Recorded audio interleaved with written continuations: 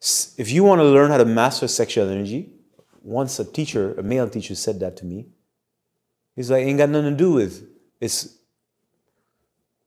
you can be a monk, you can be a householder, it means you have one girl, or you can be a so-called, whatever, different alternative lifestyle. It doesn't matter. What matters is that whatever you're doing matches your constitution, if we can say it like this, and that you have a thorough interest in learning. And dare I say, you have some guidance. But let's put the guidance aside for now. You respect your constitution. So I have my constitution. So at some point in my life, I was trying to be the guy with the woman of his dreams.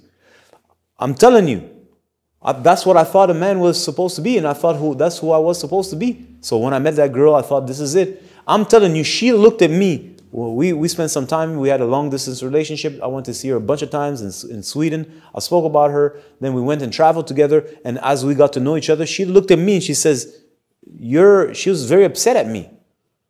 She had psychic powers. Anyways, it's not the point. And she was very, very upset at me, and I didn't even understand why she was upset at me.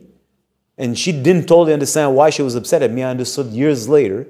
But she had certain psychic abilities, and she had a weakness in communication. She didn't communicate so well, but a woman still communicates. But I didn't understand what she was saying then because I was in denial of who I was.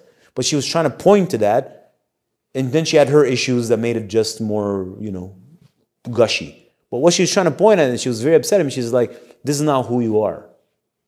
And I'm like, "No, it's me. I'm telling you." She's like, "No. You want this, and you want this, and you want this." And I'm like, what the fuck are you talking about?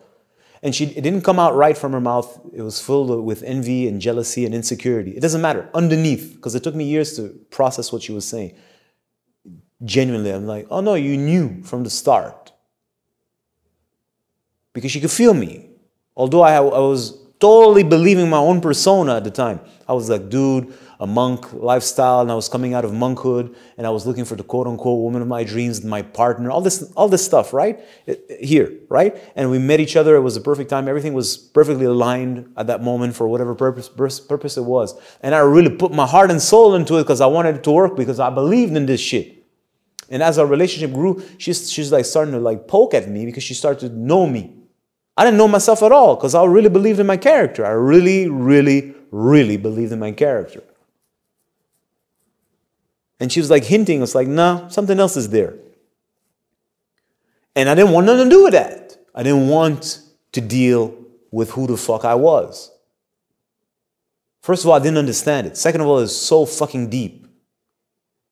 I was scared shitless, and rightfully so. And I was so attached to so many ideas, and the character, who and what I am, doesn't give me what I thought I wanted. See what I'm trying to say? Let's say you're a geek and you wish you were an MMA fighter so you have name, fame, and glory and you're glorified because you're an amazing killer, but your real nature is you're a lab rat. So you don't want to go towards that. This is a very shallow example of trying to depict what I'm saying. So you want to hold on to the dream that you're going to be an MMA fighter, and you're going to be, because you're attached to false ideas of yourself and false desires. Right? So I was scared because today, after I've gone through the journey, I'm like, I understand why I was scared. It was very intelligent. I was scared because I had to go through a fucking journey of hell, and instinctively, deep inside, I knew it, and I didn't want to do it. And that's why I got my ass kicked multiple times. That's why my teacher kicked my ass. I had to go through hardships. Like, no, you have to go towards what you are.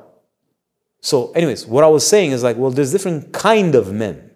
In every man's brain today, there's a fantasy of what they think they should be, which is what TV showed them in hip-hop videos and bullshit player nonsense. Yeah, but that's not, first of all, this is not true. It's an illusion.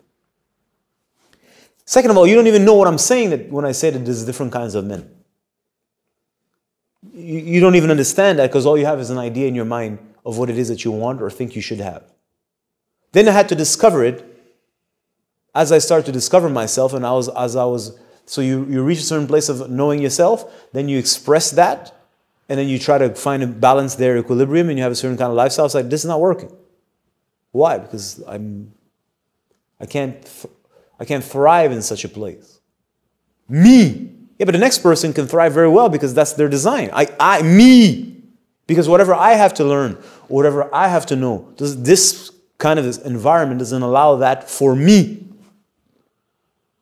Me, not you. Maybe you. I don't know. It's not my problem. But me. So that's why I seldom speak about myself personally and give specific examples of myself besides past stuff. Because I don't like people listening and saying, okay, I'm going to do that. Because that's how it should be. As you see in the Manosphere, they present you a certain model of what masculinity is. A certain kind of model. And then guys see this and then they try to emulate this. I'm like, yeah, but let's say that this person is actually authentic. That means he's actually in alignment with himself. That's his nature. What does his nature have to do with yours? He's not teaching you to discover your nature. He's showing you, let's say he's honest. He's showing you his nature and you think that that should be yours because that's what being a man is. I'm like, that's the worst thing you can do to yourself. That person is unbeknownst to themselves misguiding you. So that's why I don't speak of myself in the present, because I'm like, no, my lifestyle is not, how I live my life ain't got nothing to do with you. I don't want you to think that what I'm doing is what it should be. I want you to discover who you are and how you're supposed to live and what's aligned for you. And that may evolve in time as you discover yourself more. But how does my lifestyle, what does me have to do with you? Nothing.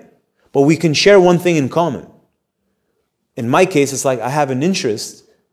I don't want to say the word passion, but I'm inclined to discover, and I don't know how to say this. I don't know which. I want to discover sexual power. So that's putting me on a specific kind of path.